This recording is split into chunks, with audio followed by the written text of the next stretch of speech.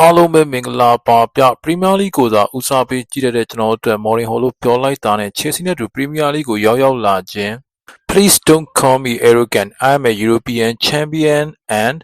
I think I am a special one ဆိုတဲ့စကားနဲ့တူပွဲစုစည်းခဲ့တဲ့နီးပြတူပါချယ်ဆီလိုပရီးမီးယားလိရဲ့အလဲအလက်တတအသင်းတစ်သင်းကိုမာကျော်တဲ့ခံစစ်တိုင်းတွေတိစောက်ပေးခဲ့ပြီး2004-2005ဘောလုံးရာသီမှာတရားသီလုံးပေးကို15ကိုဆန်ကျင်တဲ့တူပရီးမီးယားလိဖလားယူနိုင်ပေးခဲ့ပြီးဘောလုံးပွဲနိုင်မှုအတွက်အရင်ဆုံးလုပ်ရမယ့်အလုပ်ကကိုမပေးရဘူးပဲဆိုတဲ့သူ့ရဲ့ဒသနာကိုချယ်ဆီနဲ့တူအကောင်းဆုံးတိစောက်ပြခဲ့တဲ့နီးပြတူဖြစ်ပါတယ်ချယ်ဆီနဲ့တူပွဲဥထွက်ပွဲစဉ်တွေမှာကွင်းပေးကနေတွတ်ကြအငြိမ်မနေပဲနီးပြခဲ့သလိုသူ့ရဲ့ကွင်းပေးကအလွန်ကျူးအောင်ပွဲခံရတွေကတစ်ဖက်အသင်းပရိသတ်တွေအတွက်ခံရခက်စရာဖြစ်ခဲ့ပေမဲ့ချယ်ဆီပရိသတ်တွေတော့သူရဲကောင်းတယောက်ရဲ့ပုံရိပ်လိုဖြစ်ခဲ့ရပါတယ်ဂိုးသမားပီတာချက်နောက်တန်းတဲ့တယ်ရီနဲ့ကာဘယ်ကိုကွင်းလက်ကလမ်းဘက်နဲ့အစီယန်တက်စစ်မှုဒေါ်ဘော်တို့ကတော့မော်ရီဟိုကိုယ်တိုင်မြေတောင်မြောက်ပေးခဲ့တဲ့ကစားအဆင့်ကစားသမားတွေဖြစ်ခဲ့ရပါတယ်မော်ရီဟိုအနေနဲ့ချယ်ဆီကနေထွက်ခွာပြီးတဲ့နောက်ရီယယ်မက်ဒရစ်မှာလည်းဆက်လက်တောက်ပနိုင်ခဲ့ပြီးသူမြောက်ခင်ကအနေငယ်ကြာဆင်းနေတဲ့ရီယယ်မက်ဒရစ်ကိုအနိုင်မခံရှုံးပေးစိတ်သက်သွတ်သွင်းပေးနိုင်ခဲ့သလိုစပိန်မှာတံပြန်တိုက်စစ်ပြင်ဖြစ်ခဲ့ရ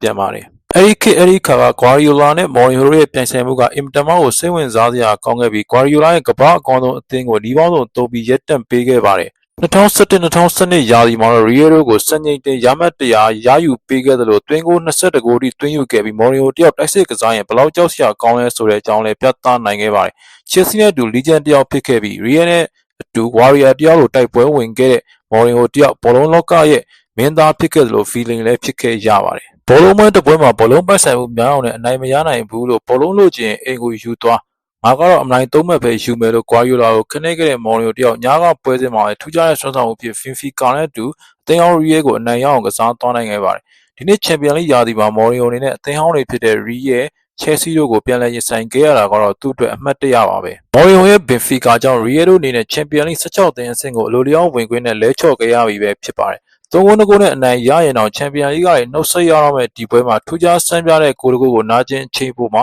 ဖီကာဂိုးသမားအနာတိုလီထရူဗင်ကသွင်းယူပေးခဲ့လို့ဘေဖီကာတို့ရီယယ်ကို4ဂိုး2ဂိုးနဲ့အနိုင်ရခဲ့ပြီးရှုံးထွက်ဆင့်ကိုတက်ရောက်သွားနိုင်ခဲ့ပြီပဲဖြစ်ပါတယ်ဘေဖီကာရဲ့နောက်ကျသွင်းဂိုးကြောင့်ဒီဇာဗီရဲ့မာဆေးသင်းကတော့ချန်ပီယံလိကနေထွက်ခွာသွားခဲ့ရပြီပဲဖြစ်ပါတယ်နာကျင်အချိန်ပိုမှာရီယယ်ကစားသမား2ယောက်ဖြစ်တဲ့အဆန်စီယိုနဲ့ရိုဒီဂိုတို့ထုတ်ခံလိုက်ရတာကလည်းဘင်ဖီကာတို့ကိုအကောင်းဘက်ကိုပို့ဆောင်ပေးခဲ့သလိုဖြစ်သွားခဲ့ပါတယ်ဖီကာကိုအံ့အားသင့်ဖွယ်ရှုံးထွက်ဆင့်ကိုခေါ်ဆောင်ပေးနိုင်ခဲ့တဲ့မော်ရီဟိုတယောက်သူပြောခဲ့သလိုပဲကျွန်တော်ကနီးပြတူပါဟယ်ရီပေါ်တာမဟုတ်ပါဘူးဘောလုံးကွင်းထဲမှာမှော်ဝင်နေဆိုတဲ့ကိစ္စမျိုးမရှိပါဘူးမှော်ဝင်နေဆိုတာပုံမြင်နေတယ်မှာပဲရှိတာပါဘောလုံးကတကယ်လက်တွေ့ပွားပါကျွန်တော်ကတော့မှော်ဆန်နေဆိုတာမျိုးကိုယုံကြည်မရှိပါဘူးလို့ပြောခဲ့သလိုပဲဒီနေ့ညမှာလည်းဘင်ဖီကာနဲ့လက်တွေ့ကြအနိုင်ယူပြနိုင်ခဲ့ပါတယ်ပွဲရှုံးကြောင့်ရီယယ်တို့အနေနဲ့ play-off မှာဘင်ဖီကာမဟုတ်ရင်ဘရိုကလင်းနဲ့တွဲဆုံရမှာဖြစ်သလို16တင်အဆင့်မှာလည်းမန်စီးတီးမဟုတ်ရင်စပိုတင်းတို့နဲ့တွဲဆုံရနိုင်ခြေရှိနေပါတယ်ရီယယ်ရဲ့လက်ရှိအခြေအနေက16တင်အဆင့်မှာမန်စီးတီးနဲ့တွဲဆုံခဲ့မယ်ဆိုရင်ချန်ပီယံလိကနေလှည့်ပြန်ရနိုင်ခြေများလို့နေပါတယ်မော်ရီဟိုနဲ့ရီယယ်တို့ရဲ့အခြေအနေနဲ့ပတ်သက်ပြီးမိတ်ဆွေတို့ရဲ့အမြင်လေးတွေရှင်းလဲဆွေးနွေးပေးပါဦး